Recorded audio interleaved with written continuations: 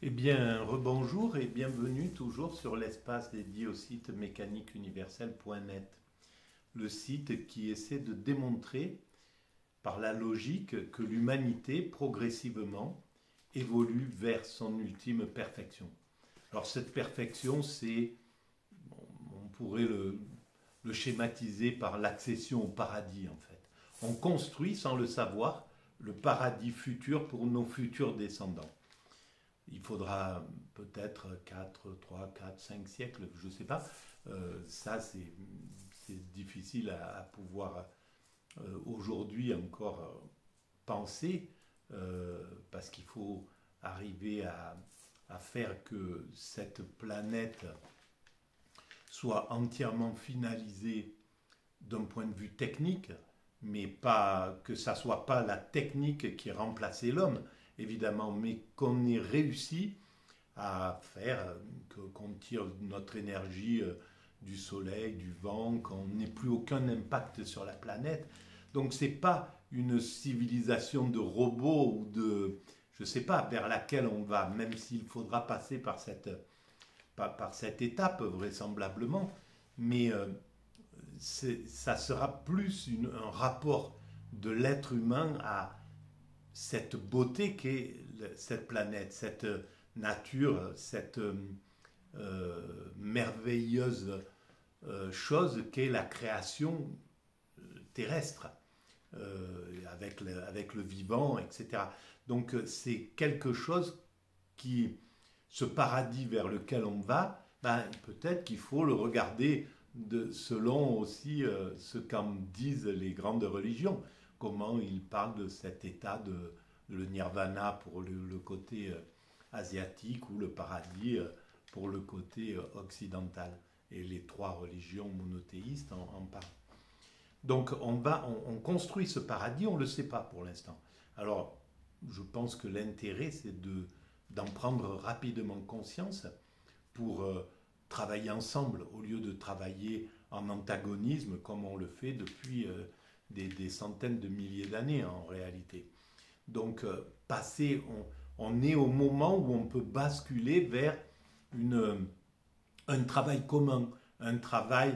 Alors, il faudra encore un peu du temps. On est encore sur le nationalisme, on est encore sur le continental. On est en train de passer du national au continental, et on voit bien que les blocs se battent au niveau des continents ou au niveau des, des grandes forces telluriques de l'humanité, c'est-à-dire l'Occident d'un côté et maintenant qui est en train de fédérer le reste du monde contre lui.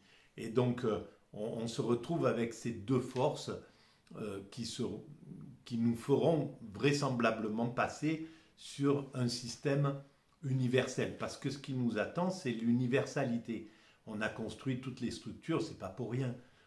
Même si ça a été inconscient, on a construit l'ONU, l'Organisation des Nations Unies, l'OMS, l'Organisation mondiale de la santé, l'Organisation mondiale du travail, l'Organisation mondiale du tourisme, l'UNESCO pour le patrimoine, etc. Donc, et on est en train de faire passer des pans entiers de l'humanité au patrimoine universel.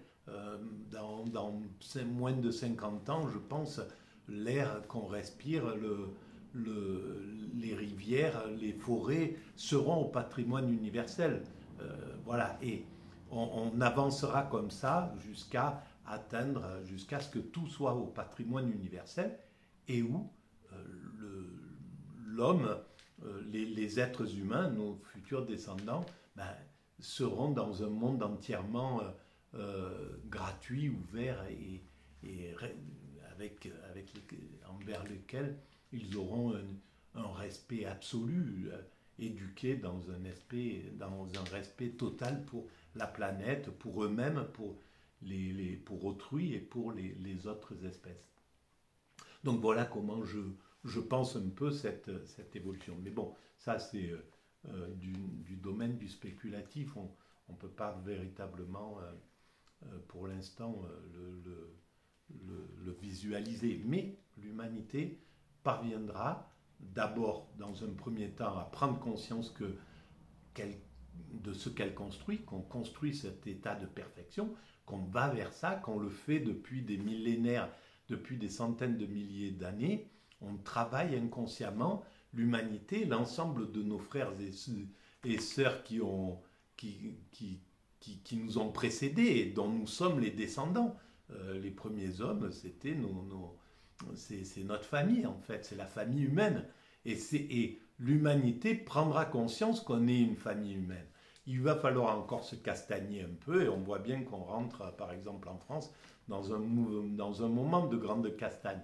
Mais c'est que des moments qui passent. Voilà, derrière 39, entre 30 et les 1930 et 1945, il y a eu du chaos, etc., de l'angoisse, de la violence, etc. Et puis 45, on a balayé tout le négatif. Et à partir de 45, on rentre, le comité de la résistance se met en œuvre. Et là, on voit tout ce qui crée de généreux. L'humanité, d'un seul coup, fait un bond immense. Et justement, en créant l'ONU, en créant ces organismes mondiaux, mais en créant la sécurité sociale, le droit du travail, etc. Tout un tas de choses qui arrivent derrière. Voilà. Alors, comme on n'a pas de plan défini, comme on ne sait pas ce qu'on construit, parce qu'on construit encore de façon inconsciente, on construit en faisant des erreurs, en pinaillant, en faisant des choses. Donc, c'est comme ça. Mais quand on aura pris conscience, on travaillera de façon intelligente, consciente et l'ensemble du monde. Actuellement, ça se fait parce qu'aujourd'hui, par exemple, sur la planète, tous les pays ont des types, des êtres humains, des hommes, des femmes qui cherchent à inventer des choses pour l'écologie, pour tirer l'énergie du vent, de l'air, pour nettoyer les mers, pour faire, je ne sais pas, enfin, là, il y a tous ces êtres humains travaillent chacun de leur côté de façon nationale, on va dire, mais en fait, ils travaillent tous pour une cause qui est commune, qui est l'universel, qui est l'humanité, en somme. Eh bien, à ce moment-là, ça existe déjà, ils se rencontrent, ils font des séminaires, voilà, tout ça, c'est déjà en place, mais pas de manière consciente, pas avec une conscience éveillée, pas avec l'éveil. Et la mécanique universelle, mon travail, cherche à amener cet éveil dans l'humanité. Voilà, doucement. Alors, donc là, je travaille, c'est la 3e vidéo sur cette petite plaquette que j'ai trouvée dans une poubelle où quelqu'un parle de ce docteur Roger Vitos dont j'ignorais tout, la méthode de rééducation du contrôle cérébral. Et c'est vraiment intéressant et donc je voulais le partager avec vous. Et donc c'est la 3e vidéo. Je reste debout parce que j'ai un peu des fourmis dans les jambes. J'ai envie de bouger, je ne me sens pas bien en étant fermé. Alors, la méthode Vitos et la philosophie chrétienne, principe d'équilibre psychique, la 3e partie. Donc c'est un chrétien, mais peu importe, c'est un spirituel. Voilà, donc ce qu'il dit du christianisme, ça peut se dire de toutes les autres religions, y compris des spiritualités qui sont, disons, qu'on pourrait dire en Occident, sans religion, comme l'hindouisme, le bouddhisme, etc., mais qui sont en réalité des religions. Mais voilà, on va parler de spiritualité plutôt. Donc je vais reprendre la lecture. Vitos donc écrit « Il faut que le corps et l'esprit vivent ensemble et se développent d'eux-mêmes. » Donc sa réflexion, c'est pour équilibrer le corps, pour qu'à travers la volonté de l'esprit, on puisse maîtriser ce corps qui a tendance à ne pas rester en place, à ne pas être tranquille, à être, comme je le suis là, agité, etc. Donc c'est une méthode pour atteindre une sorte de plénitude, de calme, de sérénité. Et ça, c'est ce que c'est ce que fait le bouddhisme, c'est ce que fait l'hindouisme, c'est ce que prône le judaïsme, c'est ce que prône l'islam à travers Inch'Allah. Voilà, sa façon de voir, c'est ce que prône le christianisme aussi, et les sociétés traditionnelles. C'est partout ça, ce truc-là. Donc là, par contre, il donne une méthode pour ceux qui en sont sortis. Normalement, si l'éducation est bien faite, si on est dans une situation, dans une société traditionnelle, ben les enfants vivent dans un milieu calme où tout est joyeux, tranquille, et donc ils s'élèvent à travers ce calme et ils vont l'incarner naturellement. Là, c'est plus pour ceux qui sont sortis de ce mécanisme-là. En Occident, on est pour beaucoup sortis de ça parce que le système veut nous accélérer, veut qu'on lui rapporte, quoi, hein, qu'on soit agité, qu'on soit... Notre agitation, c'est du pain béni pour le libéralisme et pour le néolibéralisme. Il soigne nos agitations, notre stress en nous disant je vais vous... Voilà, vous allez faire la fête une fois que vous avez fait votre journée de boulot pour moi. Vous allez dans les boîtes de nuit, enivrez-vous, faites ça, je vous vends tous les produits pour vous détendre. C'est le principe, malheureusement, du proxénète. Hein, il sort une fille d'un endroit calme, qui vient de sa campagne, etc. Elle est dans la vie normale, etc. Dans une vie où il y a du stress, mais sans plus. Il lui dit qu'il va lui s'occuper d'elle. Il la plonge dans un milieu ultra stressant, le milieu de la prostitution, et il lui dit qu'il va la protéger, qu'il va la calmer, etc. Donc il engendre un mal pour pouvoir se présenter comme le soigneur. Et les médias font exactement ça, le marché fait exactement ça. Il stresse les êtres humains en Occident, et puis il dit, je vous donne tout pour vous... si vous faites un burn-out, on peut vous soigner. Si vous êtes en dépression, on va faire ça. Si vous êtes, etc., etc. Et il s'en fout complètement des êtres humains, comme le proxénète s'en fout de sa victime. C'est juste ce qu'elle représente comme business. Et c'est là où le néolibéralisme, il a fait des victimes, et le libéralisme, des victimes et des victimes. J'en fais partie. Mon stress vient en grande partie de ce monde qui est pas fait pour les hypersensibles, pour les sensibles qui ont besoin de calme, de sérénité.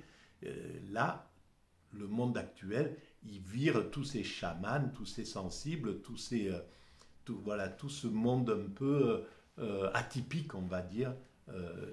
Soit ils résistent, ils arrivent à trouver des stratégies pour survivre, soit il a aucun mal à les sacrifier, le libéralisme.